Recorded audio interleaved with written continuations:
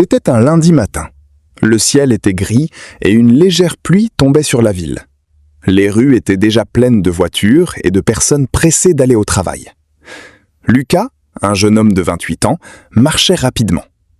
Depuis plusieurs semaines, il traversait une période très difficile.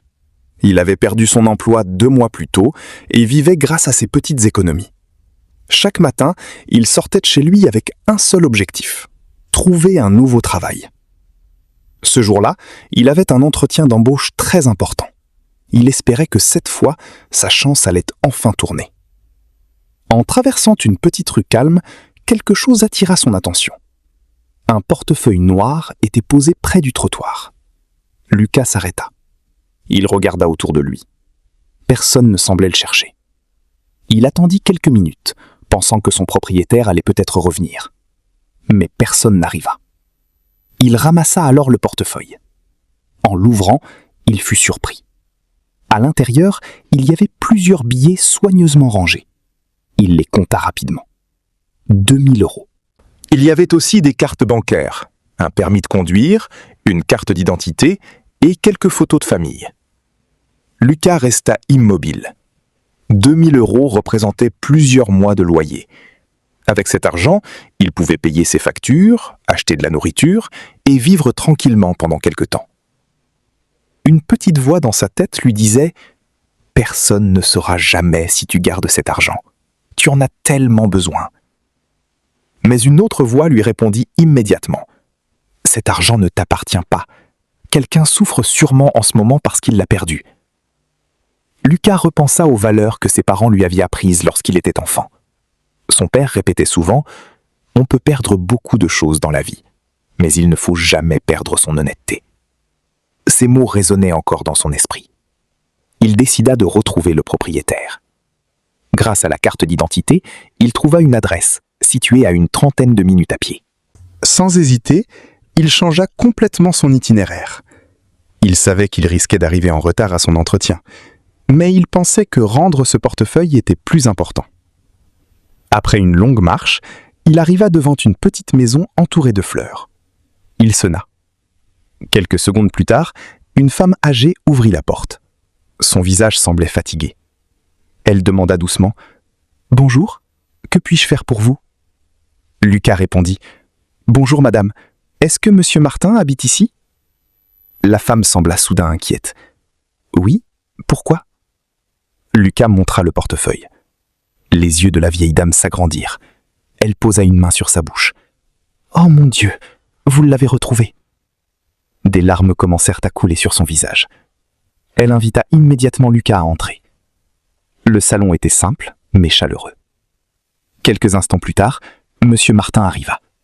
Il semblait très stressé. En voyant le portefeuille sur la table, il resta complètement silencieux. Il l'ouvrit avec précaution. Il vérifia les billets, les cartes et les documents. Tout était encore là. Pas un seul euro ne manquait. Il leva les yeux vers Lucas. « Je ne sais pas comment vous remercier. Je pensais que je ne reverrais jamais ce portefeuille. » Lucas sourit simplement. « J'ai seulement fait ce qui me semblait juste. » Monsieur Martin expliqua alors pourquoi ce portefeuille était si important.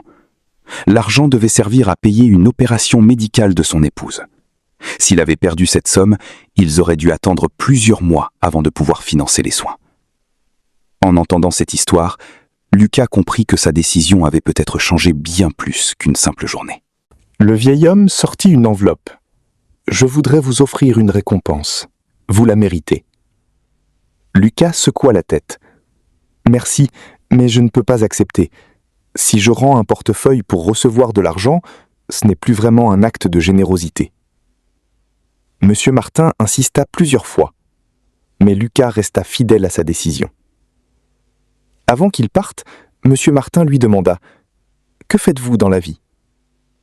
Lucas baissa les yeux. « J'étais comptable, mais j'ai perdu mon emploi il y a 2 mois. Depuis, je cherche du travail tous les jours. » Le vieil homme réfléchit quelques secondes.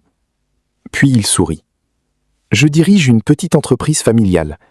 Justement, nous recherchons une personne sérieuse et honnête pour rejoindre notre équipe. Si vous êtes d'accord, venez demain matin. Nous discuterons de votre avenir. Lucas resta sans voix. Il n'en croyait pas ses oreilles. Le lendemain, il se présenta à l'entreprise. Après un entretien, il fut embauché. Au fil des mois, il travailla avec sérieux. Tout le monde appréciait sa gentillesse, son honnêteté et son professionnalisme. 2 ans plus tard, il devint responsable de son service. Un jour, un nouveau collègue lui demanda « Quel est le secret de votre réussite ?» Lucas sourit avant de répondre. « La vie nous met parfois à l'épreuve. Il est facile de choisir le mauvais chemin quand personne ne nous regarde. Mais les bonnes décisions finissent toujours par ouvrir des portes que l'on n'imagine même pas. » Depuis ce jour, il raconte souvent cette histoire à ses enfants. Il veut leur apprendre que l'honnêteté n'apporte pas toujours une récompense immédiate, mais qu'elle construit une vie dont on peut être fier. Et vous, si vous trouviez aujourd'hui un portefeuille contenant 2000 €, le rendriez-vous à son propriétaire ou garderiez-vous l'argent? Dites-moi votre réponse dans les commentaires.